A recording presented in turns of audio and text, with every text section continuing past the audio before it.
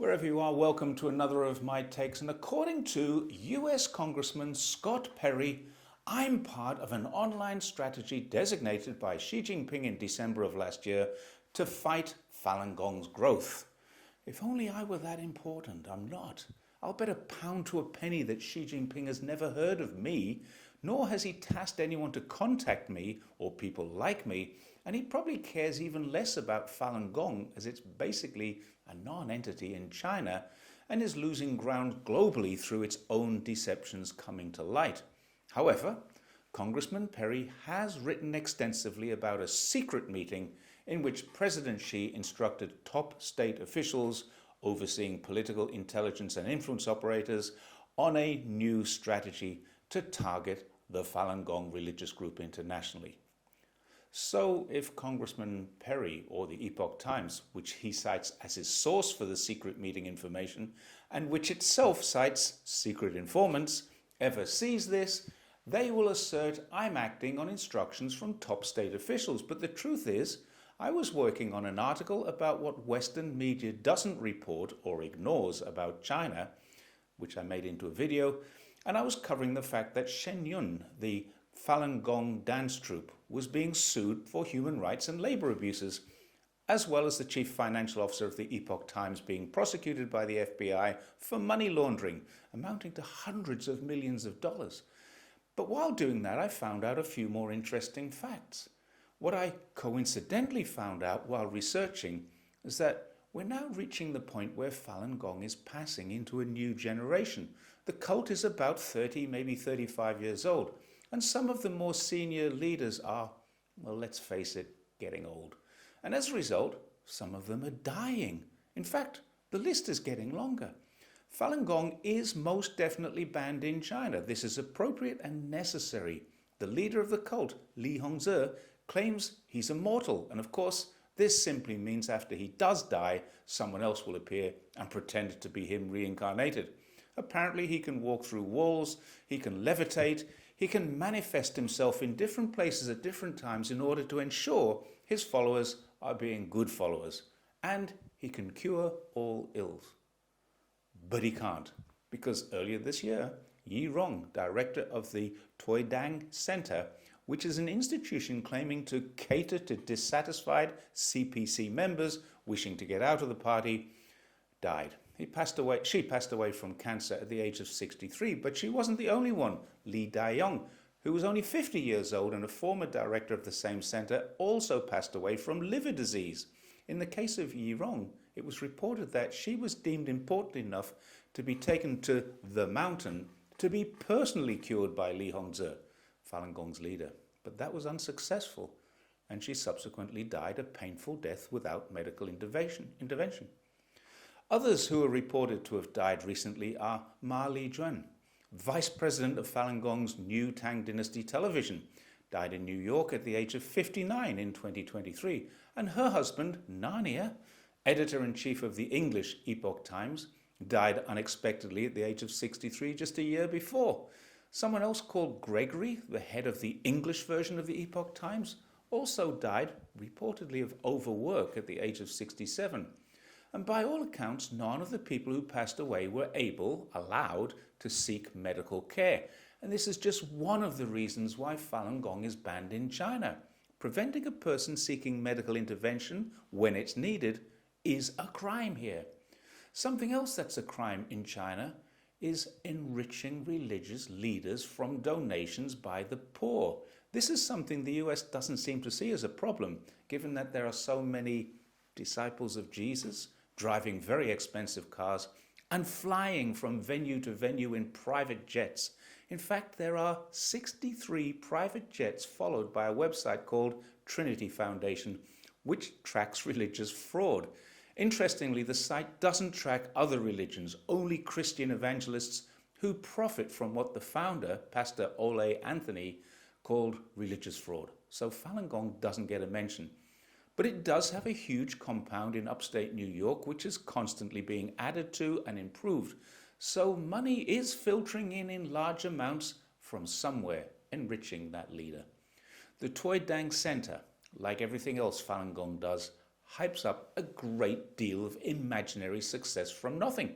In 2022, they claimed they'd helped 400 million people quit the CCP. But put that into perspective. Jason Perry, their reporter, who appears to be absolutely no relation to Congressman Scott Perry, said, "That's about 70 million people more than the population of the USA," which may be true, but let's take a look at a different perspective. That's actually about 30% of the entire population of China, and more than 4 times the number of people who are registered as members of the party. However, cleverly worded or carefully worded caveats such as "and its affiliated organizations" make the number seem less incredible. But even if the number was true, the claim can't be. The Edelman Trust Barometer surveys China every year and consistently finds over several years that satisfaction in governance and the party is over 90%. That's hardly conducive to 1/3 of the population wanting to disassociate itself with governance. Furthermore, there are still 96 million members of the party and there's a waiting list.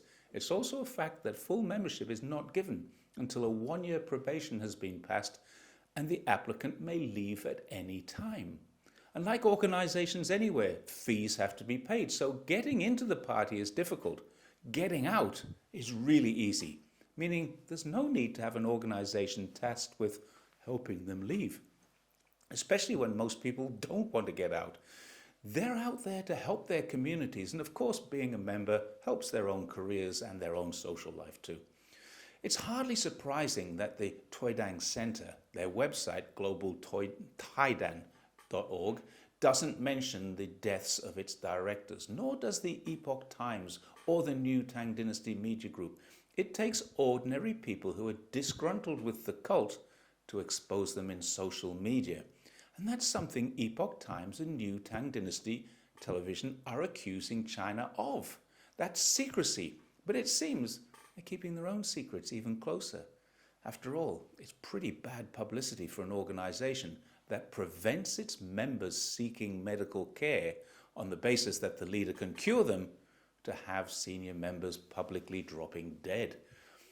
The Chinese government has very good reasons for banning this cult, more than just the idea of immortality and self-healing, more than the enrichment of its leadership, and definitely a lot more than the misinformation that it creates about life in China.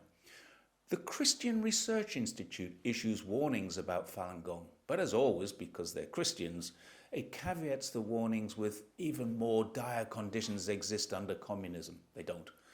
There are, however, some serious messages. The cult's stance on racial purity should be a warning to all. Intolerance of other religions is not only acceptable in Falun Gong, but demanded. And intermarriage, especially where children are a product of racially intermarrying, is considered some form of otherworldly alien activity.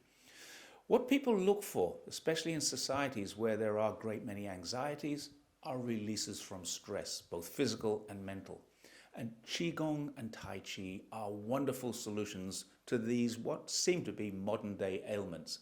And they're massively practiced in China, including by millions of people who both support and are often members of the Communist Party. They're beneficial to the health, and this is the initial attraction of Falun Gong. Its exercises and meditation offer relief for many people, but in doing so, the cult emotionally, financially, and in many cases mentally takes far more from the practitioner than it gives. There are many exposés of this cult. Australia's ABC conducted an extensive and extremely negative investigation in 2020.